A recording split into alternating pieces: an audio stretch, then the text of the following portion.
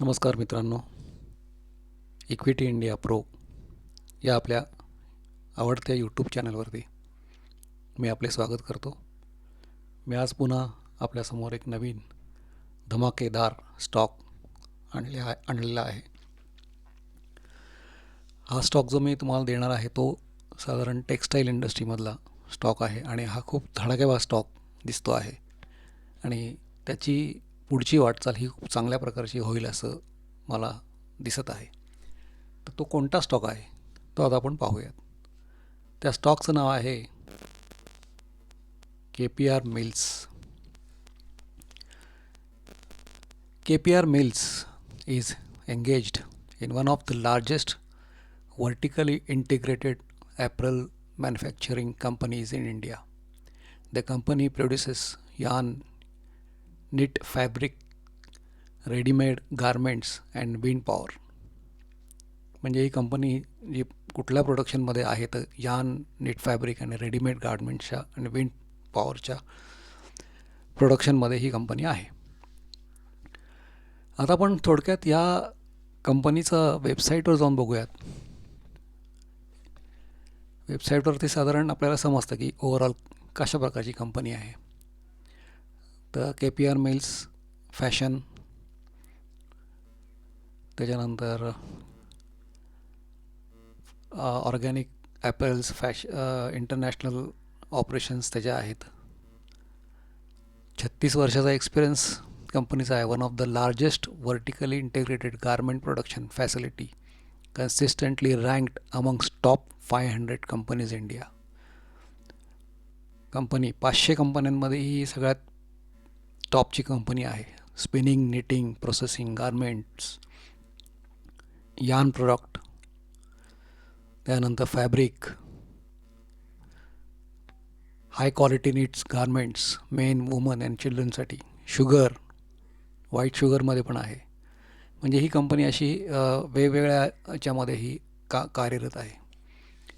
आता या कंपनीचा साधारण कालचा जो भाव होता 13 डिसेंबर 2024, 13 डिसेंबर 2024, तो भाव आहे 1080 आणि ही कंपनी साधारण काल तेजीमध्ये होती 6.08%. कंपनीचं मार्केट कॅप दिसतं आहे 36,928 crores. कंपनी हे BSE NSE दोन्हीकडे रजिस्टर दिसते. कंपनीचा साधारणपणे हाय आहे 1100चा जो कालचाच आहे आणि लो आहे 700चा. स्टॉकचा PE दिसतोय 45.6. थोडा व्हॅल्युएशनमध्ये थोडा महाग वाटतो आहे स्टॉक. डिव्हिडंड यील्ड कंपनी आहे, डिव्हिडंड पे करते 0.46%. ROC त्याचा आहे, ROCE त्याचा आहे 20.6%. ROE आहे 19.5% आणि फेस व्हॅल्यू स्टॉकची दिसते ₹1. याचा आता फंडामेंटल आपण मार्केट क्रॅप बघितलं, करंट प्राईस बघितला, हाय लो बघितला. आता आपण क्वार्टरली रिझल्ट त्याचा बघूयात. मित्रांनो, काल क्वार्टरली रिझल्ट्स जो आहे तो तुमच्यासमोर आता मी ओपन केला आहे. डिसेंबर 23, मार्च 24, जून 24 आणि सप्टेंबर 24चा क्वार्टर रिझल्ट तुमच्यासमोर आहे. आपण आता त्याचा सेल्स बघावं. सेल्समध्ये कसं आहे, सेल्समध्ये किती त्याचे सेल्स त्यांनी केला आहे प्रत्येक क्वार्टरमध्ये ते दिसतो. डिसेंबर 23च्या क्वार्टरमध्ये त्याने केलेला आहे 1241 crores सेल. मार्च 24च्या क्वार्टरमध्ये केलेला आहे 1697 crores सेल. जून 24च्या क्वार्टरमध्ये केलेला आहे त्याने 1610 crores सेल. सप्टेंबर क्वार्टरमध्ये केलेला आहे, सप्टेंबर 24च्या क्वार्टरमध्ये केलेला आहे 1480 crores सेल. म्हणजे सेल वाढला, थोडा कमी झाला. सप्टेंबरमध्ये थोडा सेल कमी झालेला आहे आणि त्यामुळे प्रॉफिट मार्जिन पण त्या प्रमाणात ऑपरेटिंग प्रॉफिट कमी दिसतं आहे. आता डिसेंबर 23चा ऑपरेटिंग प्रॉफिट बघितला तर 272 दिसतो आहे करोर्स. त्यानंतर मार्च 24चा 335 crores, नंतर जून 24चा 315 crores आणि सप्टेंबर 24चा आहे 296 crores.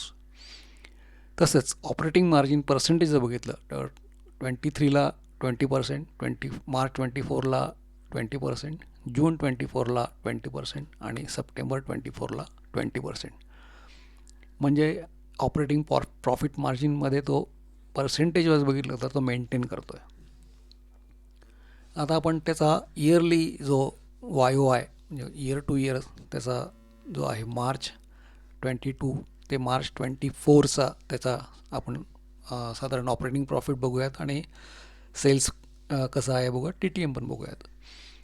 सेल्स दिसतो आहे मार्च 22ला 4,822 करोड्स.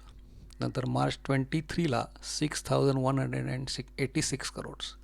मार्च 24ला 606 करोड्स, 6060 करोड्स.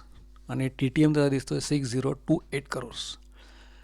म्हणजे मार्चमध्ये इथे यावर्षीचा टोटल याच्यामुळे जवळजवळ 186 करोडचा, साधारण आसपास 120 करोडचा थोडा लॉस दिसतोय. लॉस म्हणजे सेल्स कमी झालेला दिसतोय. त्यानंतर ऑपरेटिंग प्रॉफिट आपण जर बघितला तर तो साधारण मेंटेन केलेला आहे. मार्च 22ला 1,219 करोड्स, मार्च 23ला 1,274 करोड्स, मार्च 24ला आहे 1,237 करोड्स आणि टोटल TTM आहे ट्रेलिंग 12 मंथ्स ऑपरेटिंग प्रॉफिट म्हणतात त्याला, तो आहे 1,218 करोड्स. आता ऑपरेटिंग प्रॉफिट मार्जिन जर इयर ऑन इयर बघितलं तर मार्च 22ला 22ला 25%, मार्च 23ला 21%, मार्च 24ला 20% आणि टोटल TTM जो आहे तो 20%. म्हणजे त्याने मेंटेन केलेला आहे. फक्त थोडंसं कमी झालं आहे मार्च 22पासून. तर ओव्हरऑल आपल्याला क्वार्टरली रिझल्ट्स आणि प्रॉफिट अँड लॉस अकाउंट जो बघितला तर कंपनी ही प्रॉफिट मेकिंग कंपनी आहे, लॉसमध्ये नाही आहे. आपण थोडासा जास्त अभ्यास करूयात पुढे आणि स्टॉकचा आपण साधारण प्राईसचा CAGR बघूयात. CAGR जो आहे त्याचा तो साधारण 1 वर्षात त्याचा CAGR 29% आत्ता दिसतो आहे आणि 3 वर्षाचा प्रॉफिट ग्रोथ आहे तो 15%. म्हणजे बऱ्यापैकी कंपनी ही चांगली आहे, कंपनीमध्ये कुठल्याही प्रकारचा प्रॉब्लेम नाही. आता आपण त्याचा लाईन चार्ट बघूयात आणि कॅन्डलस्टिक चार्ट बघूयात आणि त्याचा साधारण आपल्याला ट्रेंड काय आहे कंपनीच्या स्टॉक प्राईसचा तो आपल्याला दिसेल. आपण आता ट्रेडिंग व्ह्यूवर जाऊयात.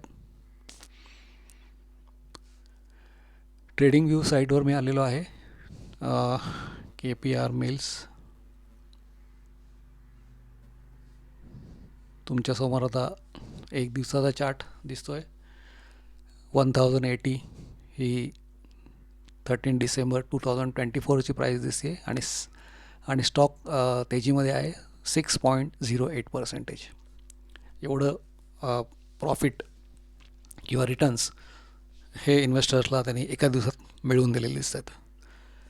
असं आपण 5 दिवसाचा ट्रेंड बघूयात. 5 दिवसाचा ट्रेंडसुद्धा अप ट्रेंडमध्ये दिसतो आहे आणि इन्व्हेस्टरला त्यांनी साधारण मिळवून दिलेले आहेत 8.58%.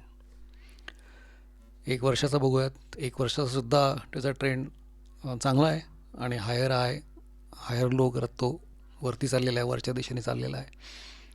साधारणपणे त्यांनी 1 वर्षामध्ये इन्व्हेस्टरला 29.69% एवढे रिटर्न्स दिलेले दिसतात आणि 5 वर्षाचा ट्रेंड जर तुम्ही बघितला तर तुम्हाला त्याचा ट्रेंड समजतोच आहे की हा कशा पद्धतीने वर चाललेला आहे. म्हणजे जेव्हा याच्यामध्ये थोडेसुद्धा खाली पडतो स्टॉक तेव्हा त्याला बाईंग येते आहे. इन्व्हेस्टरला त्यांनी 5 वर्षामध्ये 699 एवढे पर्सेंटेज त्यांनी मिळवून दिलेले दिसत आहेत. तर ओव्हरऑल मला तरी त्याचा चार्ट आणि ओव्हरऑल त्याचा ट्रेंड हा अप ट्रेंडमध्ये दिसतो आहे आणि स्टॉकचे जर फंडामेंटल्स बघितलं तर तेही चांगले दिसत आहेत. म्हणजे दोन्ही कॅटेगरीमध्ये तो स्टॉक एक स्ट्रॉंग स्टॉकमध्ये बसतो आहे. आपण आता त्याचा कॅन्डलस्टिक पॅटर्न बघूयात, मागच्या महिन्याचा, या महिन्याचा. तर कालच्याच दिवसात त्याचा वॉल्यूम तुम्ही जर बघितला तर एक जबरदस्त वॉल्यूम त्याच्यामध्ये आलेला आहे. काल मला वाटतं 13 डिसेंबर 2024ला सगळ्याच गारमेंट कंपन्या ह्या वरती होत्या आणि सगळ्यांमध्ये तेजी होती. म्हणजे KPR मिल जर चालतो तर सगळ्यात कंपन्या त्याच्यावर पुढे जात आहेत. त्यामुळे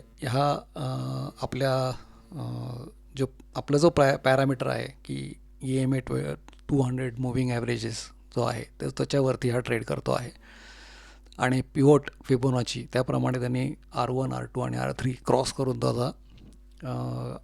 त्याच्यावरसुद्धा तो क्लोज झालेला दिसतो आहे. साधारण आपण जर त्याचं प्राईसचा जर पुढचा मोमेंट बघितला तर साधारण 1150 ते 1200च्या दरम्यान तो जाऊ शकतो. तर अशा पद्धतीने आपण KPR मिल्स लिमिटेड या कंपनीचं पूर्णपणे त्याचं विश्लेषण आणि तुम्हाला दोन्ही फंडामेंटल्स आणि त्याचं कॅन्डलस्टिक लाईन चार्टद्वारे मी पूर्ण त्याचं विश्लेषण तुमच्यासमोर केलेलं आहे.